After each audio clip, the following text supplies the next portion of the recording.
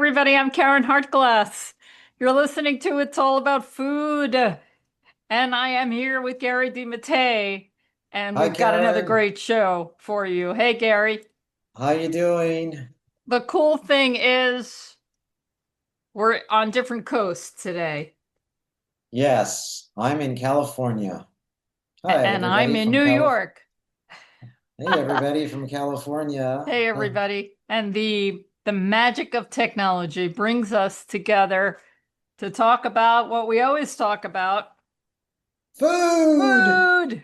Yay! We love to talk about food. We have a lot of Yay. food to talk about too. So, Gary, I have this dear friend from high school, Yes. and he often sends articles to a list, an undisclosed list that I happen to be on from time to time. And that Yes. always, if it's about food, I always have a comment. Right. And I laugh because usually my comment isn't positive. I always have some holier than thou, like, oh, come on, whatever. No, it isn't this way because, or, oh, yeah, we've been talking about this forever, whatever. And Not you. Holier than thou, you? No. yeah, No, I can't believe anyway, that. so he sent an article from the Wall Street Journal that came Hmm. out just a few days ago, August 27th, and it's called An Apple a Day is a Good Prescription. Right. Nice title. We know an apple a day is a good thing to do. I remember during the COVID pandemic. Who remembers the COVID pandemic? I do. We used to get our food delivered. Thank you to all of those essential people who brought us our food. We cannot forget those people. They were the best and Uh, still and are.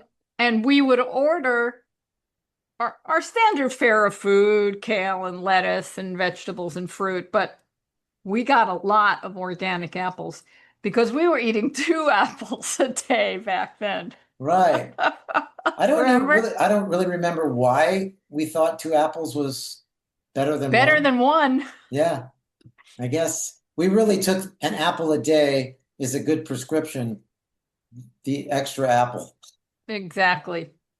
So when I started reading it, I don't always look at the author of the article, and it's funny because that's a whole nother conversation. Right. Can you tell by the tone of the article if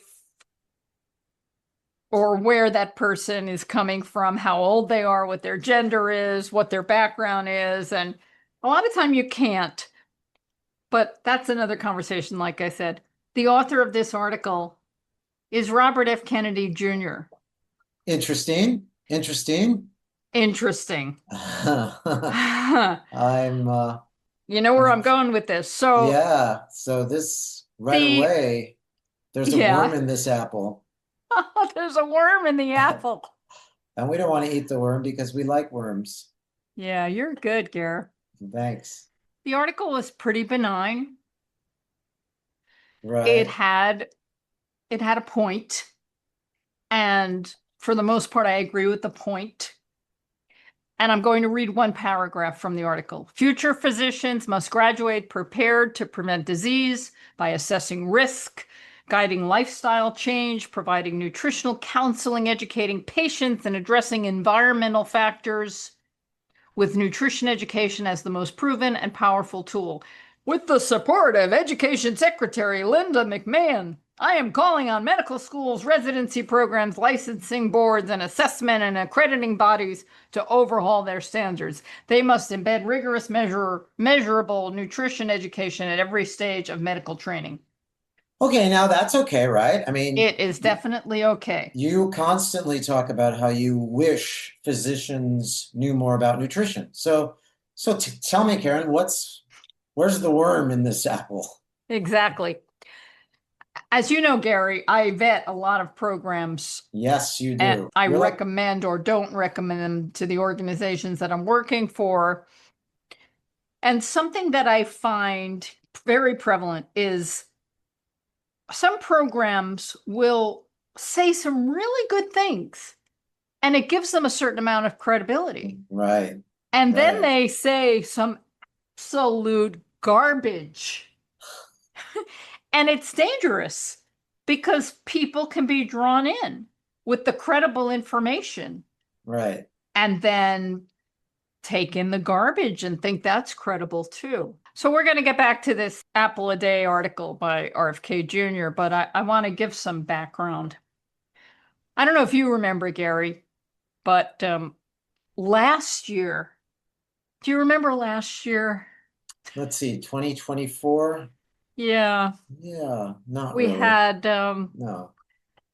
we had people in the White House that had backgrounds for the positions that they were in. They were qualified. Yes. A lot of them seemed to care. You know, there's always corruption. Right. No question about it. In a capitalistic society where exploitation is king, you're always going to have corruption. I'm sure there was some. But overall, I think Joe Biden did a great job. Kamala Harris did a great job. And I hope people are starting to realize now some of I the agree. things that I they agree. did that we didn't know that much about because they weren't marketing people. Right. They were people that were working for the people, They not were, for and themselves. They weren't out there marketing and patting themselves on the back, but they were doing great work. right. Okay, one of the things that came out was the 2025 Dietary Guidelines Advisory Committee report. It came out late last year, and this is something that comes out, I think, every 5 years. And they highlighted a number of things. They recommended increasing plant-based protein and reducing red and processed meat consumption to improve health and address fiber deficiencies because most people are deficient in fiber. Yes. And you know what apples have? Fiber. Hello. And you know, you mentioned something when we were talking about tempeh. Tempeh has more fiber than tofu. So even there are some plant-based foods that have more fiber than Yeah, good others. point, Gary. I'm glad you remember that because Right, right, tofu is made from like soy juice. The juice right. of the soy doesn't have the fiber in it. And you're going to want to get that whole bean goodness. So that's why That it's, whole yummy bean goodness, you want which your brings us fiber. to the next highlight of this Dietary Guideline Advisory Committee report, where they recognize that when recommending plant-based proteins, they're recommending beans, peas, lentils, nuts, and seeds. Right. I see that. And they recommended reorganizing the protein food groups in order to prioritize the plant-based proteins. And then they offered a eat healthy your way approach, promoting flexible, inclusive dietary patterns while avoiding firm recommendations on ultra processed foods due to inconsistent definitions and evidence. So, you know, we talk about processed foods a lot and ultra processed foods and how unhealthy they are, but they didn't really focus on that. And I'm not saying that's right or wrong, but Hmm. RFK Jr., one of his strong points is getting people to not eat ultra processed foods. And so I don't know that he really liked this report because it wasn't highlighting the things that he thinks are important. What does he think is important? Have you heard some of the things that he recommends? I know one of them, What's that? beef tallow. Beef tallow, right? He recommends beef tallow. So, okay, so he recommends eating beef tallow. I know what he doesn't recommend eating, Yeah, beans. right. Well, I just want to riff a little more on beef tallow for a minute. Beef tallow is loaded with saturated fat. and uh, Yeah. and it's disgusting. So it comes from heating and clarifying the fatty tissue around a cow's organs. Right. And they Wow. go through some processing. The fat's melted, separated from any leftover meat and connective tissue. It's strained and cooled. It's disgusting. Did I say it was disgusting? Yeah, And and I it's, would imagine there's very little fiber in beef tallow too. I mean, I could just be yeah. And somehow the folks that are into paleo and keto diets have right. been bringing back beef tallow and saying, we've got to eat it because it's natural. Wow. Okay. Now, That's a very interesting. tablespoon of beef tallow has 6.37 grams of saturated fat. It has Ouch. 14 milligrams of cholesterol. We do not need to consume any cholesterol. 50% saturated fat. Wow. Okay, and we know that that's linked to increase in heart disease, total cholesterol, LDL cholesterol, other chronic diseases, womp, womp, womp. Yeah, And that's that's what he recommends. so he's not thinking clearly. The Well, the what background does he have? Certainly not in nutrition. yeah, so why does someone who has no background in nutrition make calls like that? I don't Yeah. get that. Well, That's interesting. we could say a lot of things here, and I'm just going to bite my tongue. But as I said earlier, what frustrates me is when there are people that make credible statements and then come out and say total garbage. So Contradicting themselves in the process. now another thing that he's really not into is beans. Yeah. Yeah, we just talked about that. Why? Why? Yeah. Why So would you this is not be kind of into beans? crazy. Kennedy, he opposes seed oils. I want to get into that for a minute, but he's also against additives. I think that's great, removing food additives, dyes, artificial colors, and additives. Those aren't good. I'm all for removing those. He's against fluoridated water. And although some people think fluoridated water is a good thing, I don't. I'd rather it not be added to our drinking water. There's a lot of evidence showing that it's not healthy for us to get that much fluoride. And at home, we distill our water and that removes, we charcoal filter and distill our water and that removes the fluoride. But I don't think it should be in our water. And he's also against ultra processed food. I'm all for that. But on the other side, he's a proponent of raw milk. Mm. And then there's that beef tallow. There's a lot of raw milk drinkers out there. You know, I heard somebody in the grocery store the other day tell his daughter, he said, "Oh, we forgot the milk. Go get the milk." And he said, "Please don't get organic milk. Oh my Just God, you just just get heard that? just get the regular milk." And it was I was and the daughter said, "Well, why don't we want organic milk? I mean, I thought it's better for us if the cows don't eat, and she was starting to say the cows don't eat grass that has, and I'm standing looking for rice cakes without salt. And so it's right by the dairy. Organic rice Of cakes. course, of course. And I found them, by the way. When he said this to her, and he just cut her off and said, "Oh, no, no, no. We don't buy organic things. That's just ridiculous."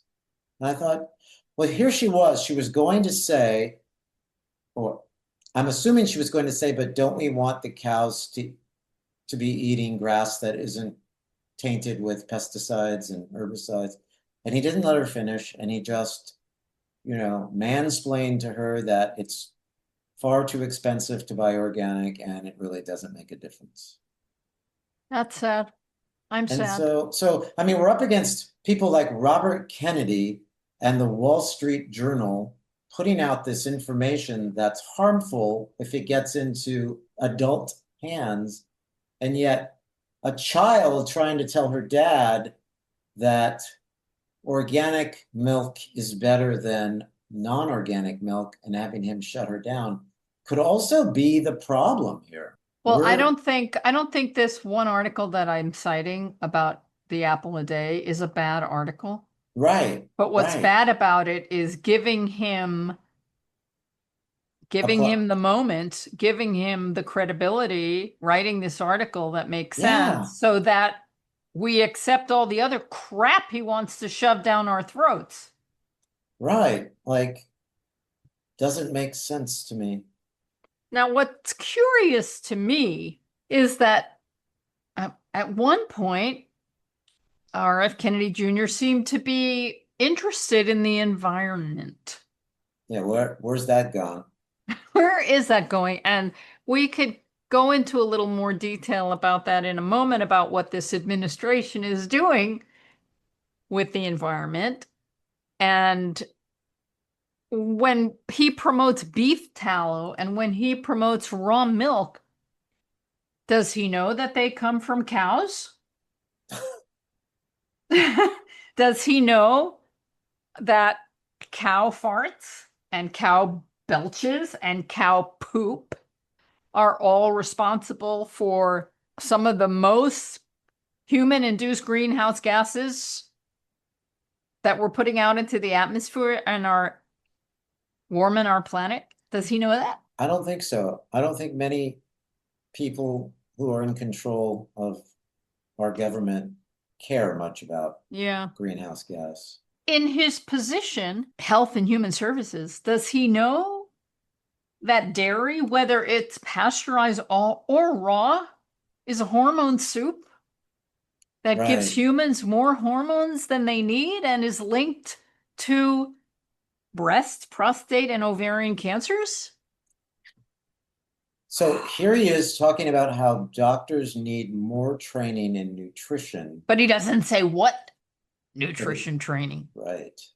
He's clearly not taking it to the next level and connecting the dots. He could very well get a little more educated. He's not qualified. He should listen to this show. No, I think more people should listen to you. Thank you. That are in control. And what you're talking about is an administration that cares versus an administration that is just being marketed to brainwash us into thinking that they care. Well, it's clear to me that this is someone who grew up very privileged. Right. And is a lot of things. His character, according to all the things that I've read over the decades, is not one that I would like to emulate. And I don't think he's in the position for the right reasons. And that's really interesting because his father was really behind Cesar Chavez and the United Farm Workers Union, and wow, yeah, you know, did some really incredible work. And he was from a privileged background, obviously. Sure. And he knew that, and he would, you know, and I know he wasn't perfect. No politician, no human being is perfect. But his dad really did try and show how important farmers and Cesar Chavez's cause, how important that was to our country and our nation as the foundation of what we're all about. And to have his son be so far off the mark, you could see that there's maybe some goodness there, but then it gets overwrought with, I don't know, power, greed, money, concerns. All of the above, definitely. I don't even think it's that. I mean, I'm making a very uneducated guess here because I don't come from privilege. Although some would say I am very privileged simply because I'm allowed to live somewhat freely. It's sad. It's really sad. It's difficult to wrap your head around this whole idea that someone who makes a statement, and I know where you're coming from because in your vetting, you will vet many hours of programming, and you will always come away so frustrated and say, you know, they started out really well, and then it just went bad, and the rest of the piece was just horrible.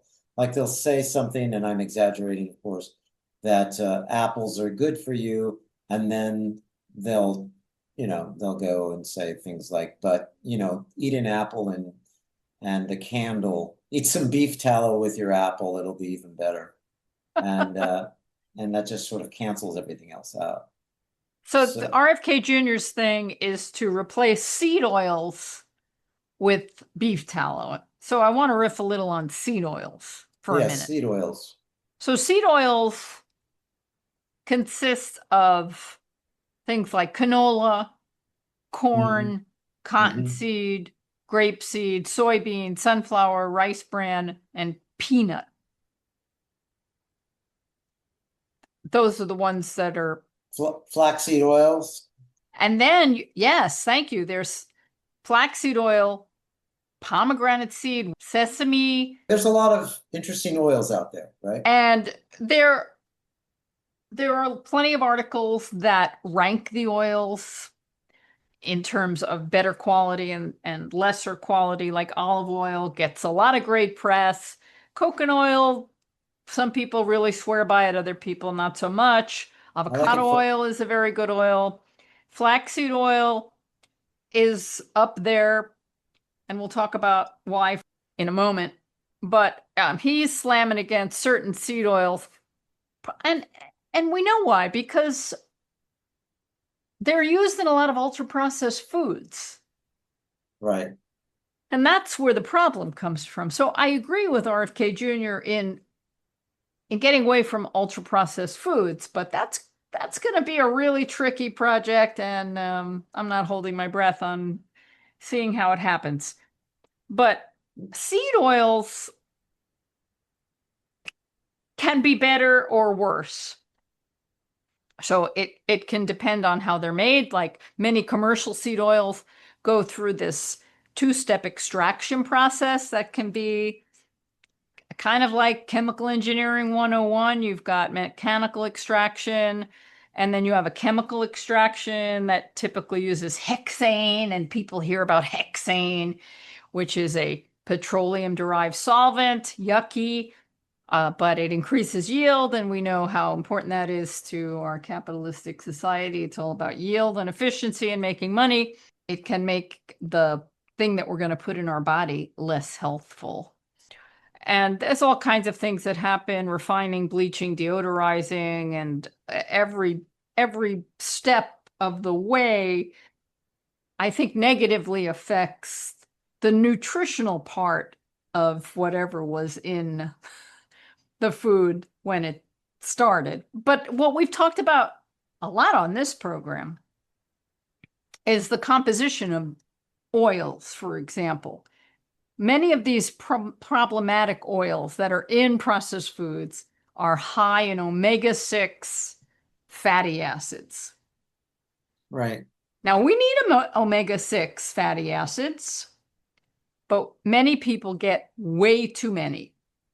And then there are omega-3 fatty acids, and we need them too, but many people don't get enough. And we need a ratio of 6-3. Many people get way too much 6, not enough 3. So the ratio is really off. And processed foods has a lot to do with it. So it's estimated that in the United States, the average ratio of 6-3 is 16-1. And we really should be more like 1-1 or 4-1. So most people are getting way too much omega-6 fatty acids. And these different oils, like canola, is kind of balanced. Canola, omega-6-3 is 2-1. And soybean oil is 8-1, which is not as good as canola, but still better than some others. And flaxseed oil is the reverse. It's more omega-3, 5-1, omega-3 to 6. So you can really help your ratio by consuming flaxseed oil. Well, that's the thing that we've learned over the years, that we make our salad dressings out of the whole seed. We put it in a powerful blender, and we get not only the oil from the seed, but we also get the fiber. Right. So, and it makes it creamier, it makes it more delicious. And we do that with sunflower seeds, we do that with pumpkin seeds. You do it with hemp seeds, though. And that's really a great dressing. Your hemp seed dressing is is Thank you, quick. Gary. It's Yeah, quick. hemp seeds are great. It's quick. It's easy, and it's delicious. But you bring So up a good point. We don't eat oils in this family. We've been no, salt, oil, sugar free for over a year, and we now were eating less oil before than now most people. we use tahini, and tahini has, because you're grinding the sesame seeds, it almost has a viscosity to it. Some of the tahinis have a oilier texture than others. I'm suspect that they add oil to some of those tahinis. Yeah, even when they say just sesame seeds, you never know, right? Yeah. But sesame seed oil, a lot of people use that in cooking. How's that on your chart? All of these seed oils are better than beef tallow. Yes. Why do you Better. think he wants to ditch beans, and why do you think he wants to promote beef tallow? What do you think his real reason is? I mean, I'm not a conspiracy theorist, but it sounds to me like he's maybe I getting. think he's been influenced by the paleo keto Uh-huh. contingent, and he doesn't know anything about nutrition. He is totally unqualified to be in the position that he's in. Just doesn't make sense. It's more of this dystopian kind of way of just talking off the top of your head and telling people all of the things that are good for you are not good for you, and all of the things that are bad for you are good for you. I mean, it's just this upside We're down in the world. upside down world, We're definitely. totally in the upside down world. And you bring up a good point, so many good points. But what do you think the end game here is? To put the bean industry out of business? I mean, does he have a thing for the bean industry, or that's I don't ridiculous? I know. mean, these It's are the some worm. It's the worm in his brain. it's the I worm in don't the know. apple. It's the worm in the apple. Yeah, it's really hard to know. What has he done so far? Talking about removing artificial dyes. Some of the big food corporations are voluntarily doing that. So Hey, that's a I heard good something thing. really weird about dyes that was kind of spooky. A Yeah. friend, a very good friend of ours, and I'm not going to mention any names, but they were discussing their colonoscopy that they were going for. And one of the things that the doctors have told them not to eat 3 or 4 days before the colonoscopy is anything red,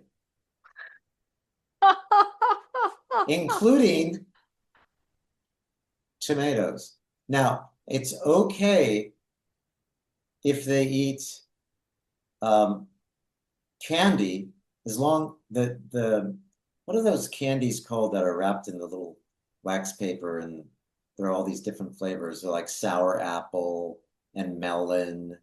What are those candies? Anyway, you could eat those before your colonoscopy because they're just these lozenge type candies, as long as they aren't red. Red. Wow. Is that wild? What is the red kind of screws up their imaging or something? Because of the dye. Wow.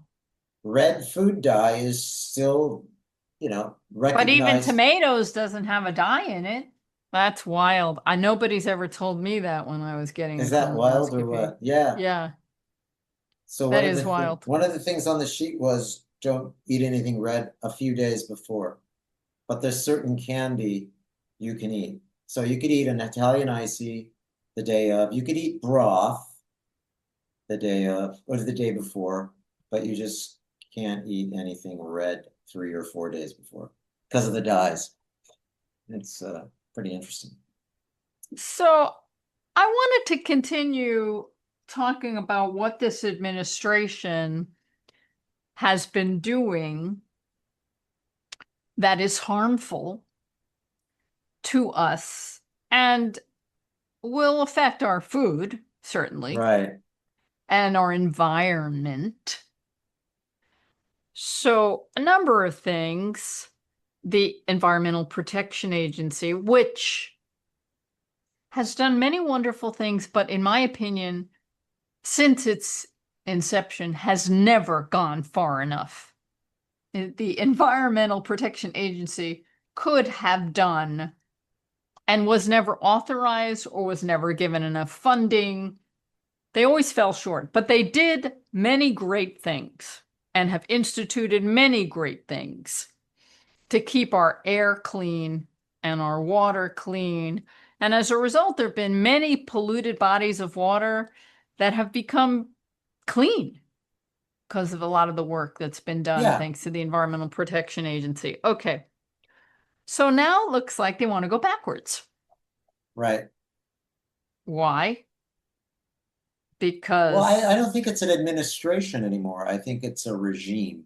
it's definitely an I think authoritarian regime. Yeah. it's and That so because like I mean the word administration is, it's talking about a group of people that are doing the people's governing public affairs, services rendered, all of those things, overseeing all of that, making sure that to benefit the population, to benefit the people, we've got this administration that's going to be acting in our best interest. It's going to be protecting us. Environmental Protection Agency is part of that organization that's supposed to be protecting us. I don't think this government wants to protect us. I no, think they it want to wants to prioritize protect. in industry interests. So people that continue to ask these questions, we need to then pull way back and see what it is that we've got running the show. And it's not people that care about protecting us. It's not people that care about us. It's people that care about the voters. They want the vote. So they're going to play to whatever And then says. they're going to manipulate And then once they the get districts to get more votes. Mhm. right. So there's a lot of people that this administration does not want to help. So I don't think we could even call them an administration anymore. We are being not governed, we're being ruled. Yep. So if he's part of this team, it's absurd. I mean, RFK part of this team is what? He doesn't. No one is qualified anymore in any of the Right. positions that are in the Right. White House. So the way you opened this program was you said, remember 2024 when we had people that were qualified, and now in 2025 we don't? It's the upside down world. The EPA is doing a number of things. They want to reapprove certain pesticides that previously had been banned.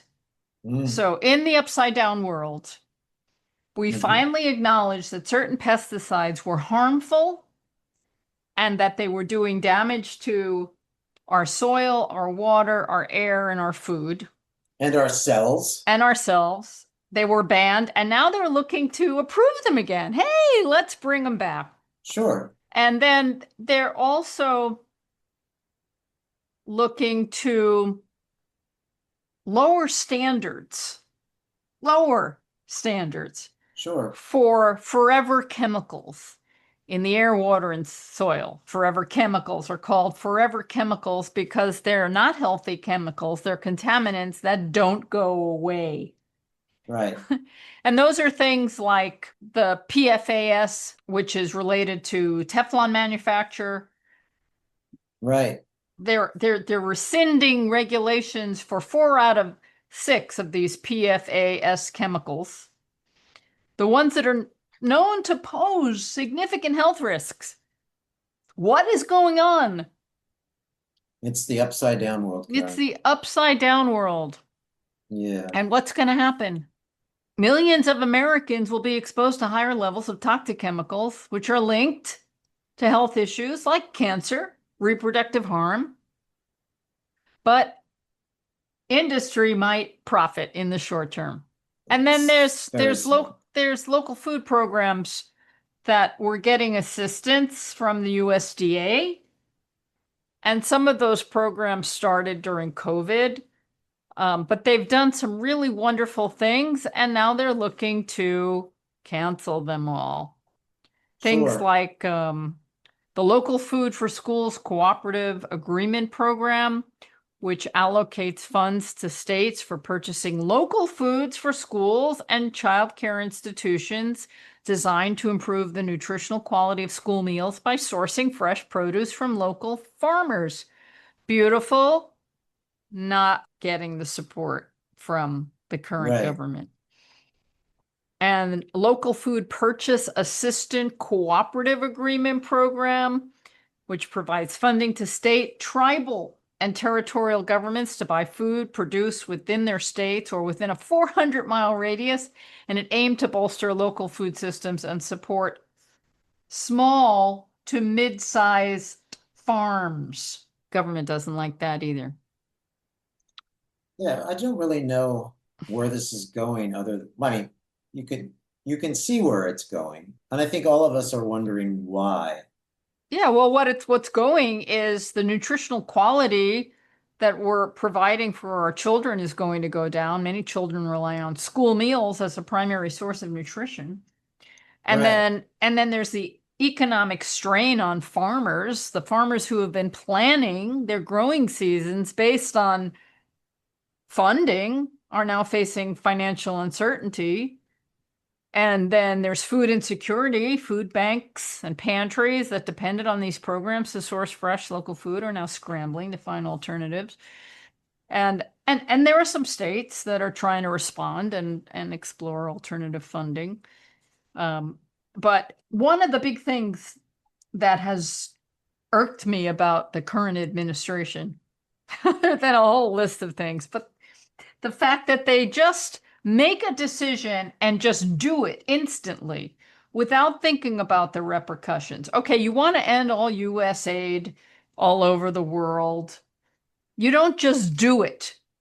You let everybody know we are going to wind down so that you can find alternative sources to take care of your problem. But no, they just turn the water off. They turn off the spigot. They just stop and no one's prepared. I think that was intentional. I think what you have to understand is when you're bullying people, you are not using good common sense. You're not using compassion. You're not using any of the things that this current administration calls weakness.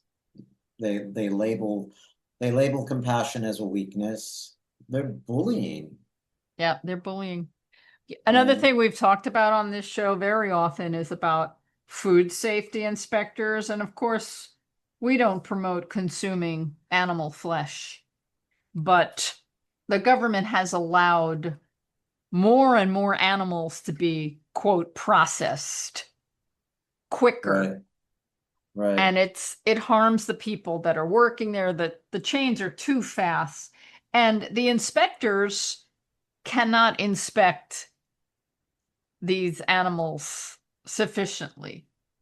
And it's been getting worse. And now in this administration, it's just a joke because the USDA has been purging not only scientists, but food safety inspectors at rates that we've never seen before. You know, food safety is going to be interesting. And that's not just with animal food, but that's also with plant foods. What are some of the things that we can hope to achieve at the local level?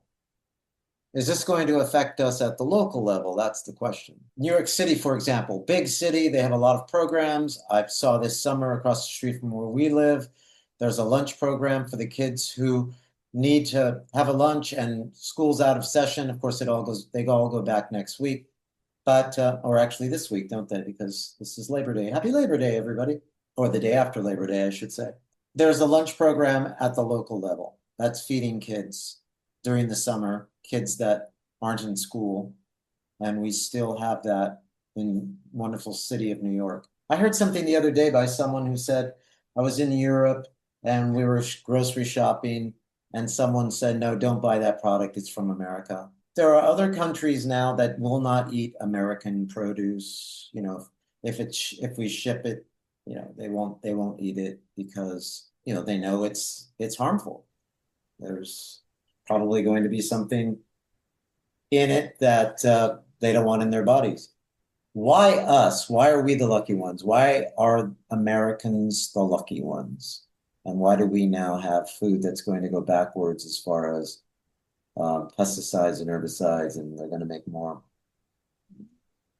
going to process more animals, and they're not going to be concerned about people working in these factories, their health, their well-being. Why are we the lucky ones? And is there anything we can do about it? Or are we just basically, Are we doomed? are we doomed? Well, Um, I have to think that the states are going to do what they can do. some of the states.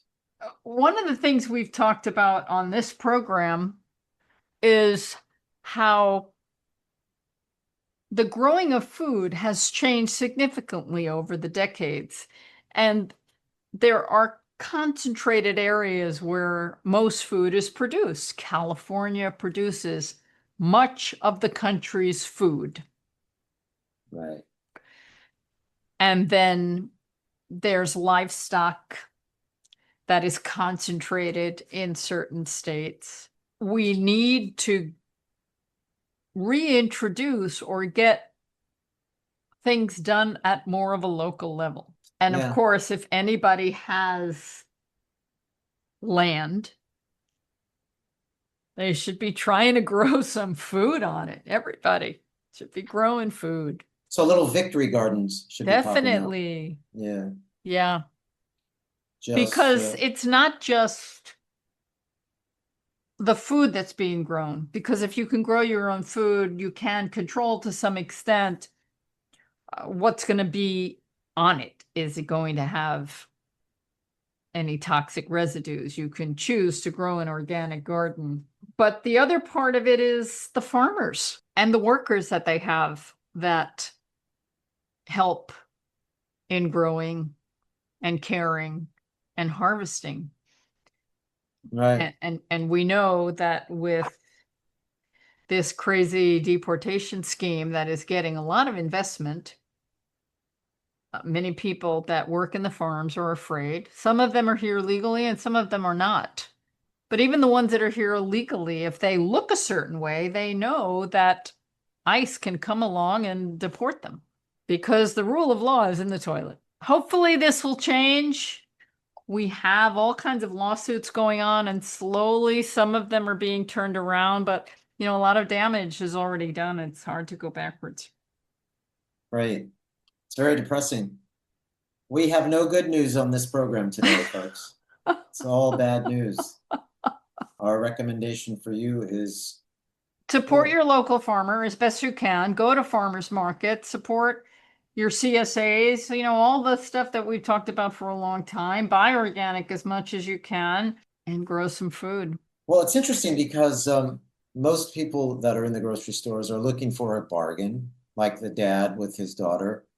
He said that organic food is way too expensive, and it's no different than the regular milk. So let's just buy the regular milk. And the daughter is saying, well, that's not what we heard at school. We're at a disconnect. There's a parent-child disconnect in the grocery store in front of my nose. That was happening.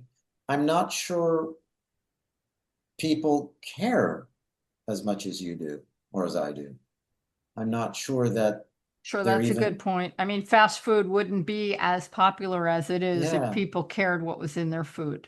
I think people like us, to be completely honest with you, are now the joke of most people. I'm in California right now, and it's a state that, as far as I'm concerned, it should be its own country because it operates a little differently than most of the other states I've lived in.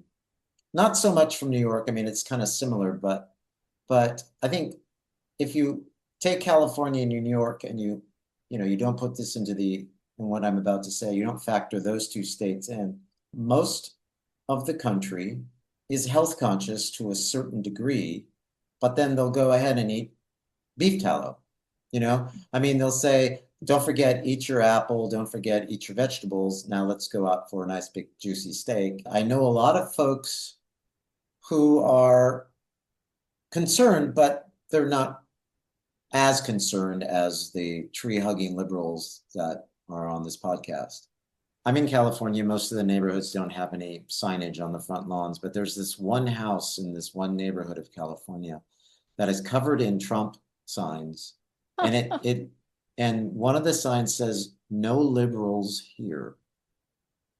No liberals allowed here. And it just really looks like this horrible, horrible house covered in all of these flags and signs and Yeah, it's not very attractive. all of the other houses are beautiful. And there's this one angry house on the street that's covered in this angry verbiage. And it's kind of scary. Yeah. When you Well, think they about it. probably feel alone because California is a very blue state. Oh, no, that's true. But I mean, the rest of the country is just, trying to get by and doing whatever it is that they're doing to feed their families. And I just don't know what the end game is. Is the end game to destroy half of the country? To make Yeah. everybody sick? What was And that Marvel series yeah, with that one evil guy who yeah, wanted, what was his name? Thanos. Oh, Thanos. He wanted Yes, to, what's the snap his finger and half of the country is gone. I mean, is that half the base? world's population Yeah, was half of the gone. world's population But is then in gone. another movie, they turned everything around and everybody came Yeah, back. and no one really bought it because I mean, what we've got here is, we've got that kind of Thanos syndrome going on. And I mean, what type I mean, there's the everybody knows there's a dark side and a light side. There's a red pill and a blue pill, and it's literally come to that, right? Yep. Do you Yep. want to take the red pill? Do you want to take the blue pill? I'm not sure how long this show will be allowed to be on the air. In the Right? future, Yeah, who knows? there might be a knock on your door and ICE might come over and, you Yeah. know, So just so you know, everybody, at Responsible Eating and Living, which is our nonprofit, every one of these programs is archived there, and you can download all 16 years of the programs and save them just in case we have to go away. just in All case that we, information is there. yeah. There was a great cartoon in the New Yorker where it said, honey, ICE is here. What did you post on Facebook? So, Uh, so I mean, it's getting to be that kind of world, folks. And so we're going to try to be out here as much as we can, telling you that, it's better to eat things that don't have pesticides and herbicides, better not to eat beef tallow. well, But beef tallow instead of, as opposed to seed oils. And I'm saying that seed oils are better than beef tallow, but I'm saying no oils is even better by eating raw nuts and seeds. I mean, we're right. really extreme. But we really know that realistically, it's going to be very difficult and for you to follow our strict standards. We're the exception. I mean, we're like, there's one side of the spectrum and then there's us. You're not going to go SOS free. You're not going to go vegan, probably. The information is there and it works. It really does work. It's very difficult to eat this way, and you really do have to plan your meals accordingly. And you can't just say, oh, let's go out tonight and let's go to the local fast food place. I mean, even if you're plant-based and you're trying to go SOS free, it's very difficult. There are very few restaurants who will accommodate you. The thing that we're saying is you can live without oil. You can live without salt. You can live without sugar, and you could live deliciously. Caryn is doing it now because she wants to lower her cholesterol and she doesn't want to take a statin. So we've been talking a lot about that lately. And, we're even talking about a cookbook now because we've really come up with some delicious recipes. I don't think we can solve the problem right now in what's going on with our administration. I think that's just something that I personally would like to shift the focus and talk about what you can do. And what you can do is make delicious food simply. And you don't need a whole lot of oil. You don't need any oil. And you want fiber. So that was this whole an apple a day thing. Apples have fiber. Apples are great for you because they have fiber. You don't need a degree in nutrition to know that. Apples are rich in fiber, vitamins, antioxidants. They can help lower cholesterol, stabilize blood sugar levels, reduce the risk of chronic disease like heart disease and diabetes. Eating apples regularly may also support digestive health and aid in weight management. So there's one thing that we all can agree on today. Both sides, an apple a day is good. Absolutely. Make it So organic too. make it organic, but even if you can't find an organic apple, still there's enough goodness in that apple, I'm sure, that it'll go to work for you. So, hey, we have, we on this program are here to try to bring both sides together. So we will take that little bit of RFK's piece and we will say, yes, that's a Yes, good thing. Eat an apple a day. Eat two if you'd like. And if right? everybody goes out and buys an apple, then think of all of the apple farmers who are going to be very grateful for you. Um, you know, let's focus on that. Gary, you were talking a minute ago. It is challenging to be able to go out on an SOS-free diet and find food to eat. There are a few restaurants in New York that will accommodate us. You could probably go to an Asian restaurant and get steamed vegetables and brown rice pretty easily. But I want to highlight one place in Manhattan that I just went to called Happy Zoe's Vegan Bakery. Mm. You missed this, and I got to bring you there. But they make a lot of treats, a lot of cakes. They're great for vegan cakes that are filled with oil and sugar and all kinds of things that aren't really the healthiest for us, but they're vegan and they're beautiful. But they also have banana whip. So they make these really gorgeous, colorful frozen treats, which are based in bananas, and they have no refined sugar. And it's Wow, just frozen fruit. I would love to go there. And sometimes they add a little spirulina to some of their flavors, so you get this bright blue color, which is kind of crazy. I'm not really into spirulina myself, but they use dragon fruit and all kinds of really fun fruits, and you get these crazy colors. It's like a frozen parfait of beautiful colors. You can do it. I'll include a link to Happy Zoe's Vegan Bakery. You could look at their Instagram and see all the beautiful pictures, but that's something to celebrate. It's not cheap. A 16-ounce cup, or it's a big cup, is like $17. An 8-ounce cup is like $13. But it's real. It's real food. That's cool. I can't wait to try it. Hey, there's another bakery that I want to plug here on the West Coast. Oh, It's called Taizan Plant-Based Bakery. They're open not every day, so you have to check their website to see when they're open, and they do pre-orders. They are a all plant-based bakery in the town of Saratoga, California. They look really fun, you and haven't been there? I haven't been there yet, but if people are, I mean, Mm-hmm. it's obviously not SOS free. I mean, Mm-hmm. this place uses sugar and oil and all of that stuff. But if you're they do eggless tarts and they do focaccia and they do chocolate chip cookies and egg and cheese bun, and it's all plant-based and it looks really fun. I walked by there, I haven't gone in. They say the name Taizan came from my grandparents' butcher shop they had standing for 50 years on a corner street in Shengshanguan, Hong Kong.